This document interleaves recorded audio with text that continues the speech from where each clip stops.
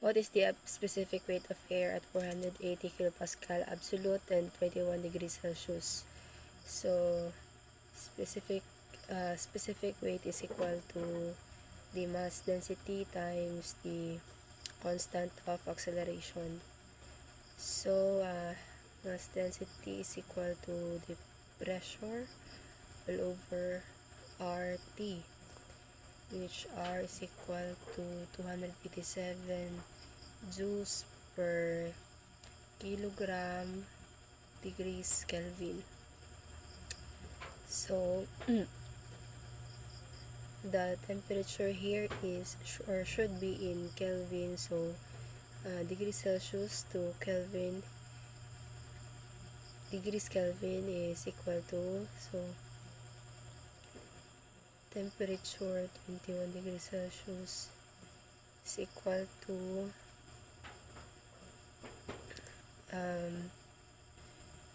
21 plus 273 degrees Kelvin. 21 plus 273, 294 degrees Kelvin. So rho is equal to the pressure, which is 480 kilopascal over R, 287 joules per kilogram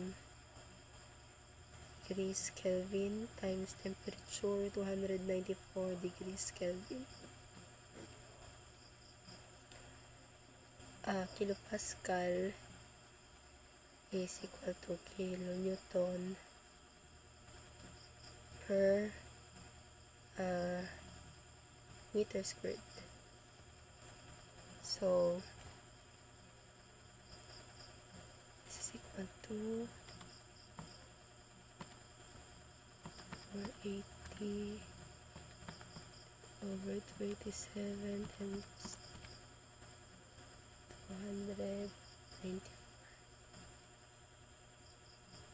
Let us convert the kilonewton into newton. So let us, this is equal to 480 times 10 raised to 3 newton per meter squared all over 287 joules is equal to newton meter all over kilogram per kilogram degrees Kelvin.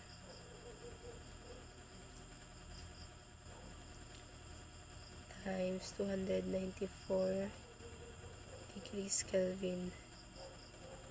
Degrees Kelvin will be cancelled, and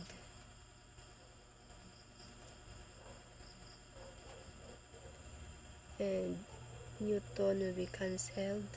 So rho is equal to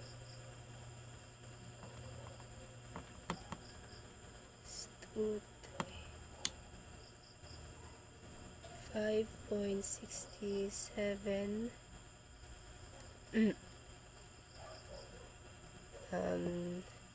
is kilogram per meter cube. So the unit weight is equal to 5.67 kilogram per meter cube times 9.81 meters per second squared. This is equal to 5.67 times 9.81,